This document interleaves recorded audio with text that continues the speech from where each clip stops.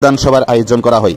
এই দিনের এই যোগদান সভায় উপস্থিত ছিলেন কেন্দ্রীয় প্রতিমন্ত্রী প্রতিমা ভৌমিক, উপস্থিত ছিলেন দনপুর বিধানসভা কেন্দ্রের বিধায়ক বিন্দু দেবনাথ, উপস্থিত ছিলেন সোনামুড়া বিজেপি মণ্ডল সভাপতি বিশ্বজিৎ দাস সহ সম্পাদক আব্দুল জলিল। এই দিনের এই যোগদান সভায় 23 পরিবারের 73 ভোটার সিপিআইএম ও কংগ্রেস দল ত্যাগ করে বিজেপি দলে যোগদান করেন। কেন্দ্রীয় প্রতিমন্ত্রী বিজেপি দলের দলীয় পতাকা দিয়ে দলত্যাগীদের বরণ করে নেন। পাশাপাশি কেন্দ্রীয় সরকার এবং রাজ্য সরকার কর্তৃক জনগণের বিভিন্ন উন্নয়নমূলক কর্মসূচি নিয়ে আলোচনা করেন।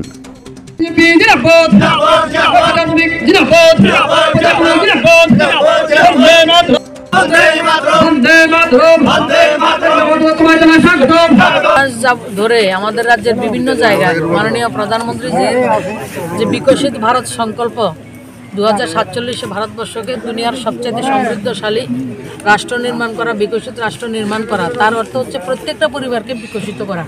সেই স্বপ্নকে বাস্তবায়িত করার জন্য এবং সেই আদর্শে অনুপ্রাণিত হয়ে আজকে আমাদের মনাচক পঞ্চায়েতের যারা বিশিষ্ট ব্যক্তিত্ব, আমাদের একজন প্রাক্তন শিক্ষক মহোদয় রয়েছেন নিরঞ্জন পাল, আমাদের রাজ্যের পুলিশের আধিকারিক ছিলেন, আমি তো মেজদাই ডাকি ওনাকে, ওনারা দুলাল দা রয়েছেন, আমাদের গৌরাঙ্গ পাল, উনি প্রাক্তন জেলা পরিষদের সদস্য এবং প্রধান ছিলেন, উপপ্রধান ছিলেন আমাদের মনাচক পঞ্চায়েতে কমিউনিস্ট পার্টিতে।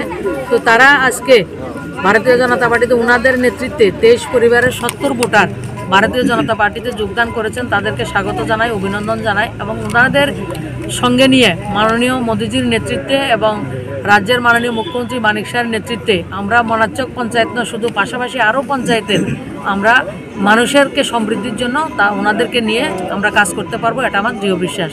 এবং যারা এখনও ভারতীয় জনতা পার্টিতে অংশগ্রহণ করার আপনাদের ইচ্ছে রয়েছে, আপনাদেরকে আমি বিনম্রভাবে অনুরোধ করব, আপনারা আসুন, আপনারা সবাই মিলে যেটা অন্যান্য দলে থাকাকালীনে আপনারা সেই কাজগুলি করতে পারেননি, এই দলে থেকে আপনারা মানুষের নিজেরা সুবিধা নেবেন আর অন্যদেরকেও বিভিন্ন ধরনের সুবিধা দেওয়ার সুযোগ রয়েছে। আপনারা আসুন, সবাই মিলে আমরা সমৃদ্ধশালী ভারত আমরা নির্মাণ করব, সে সংকল্প নিয়ে সবাই আসুন। সবাইকে অনেক অনেক শুভেচ্ছা এবং অভিনন্দন।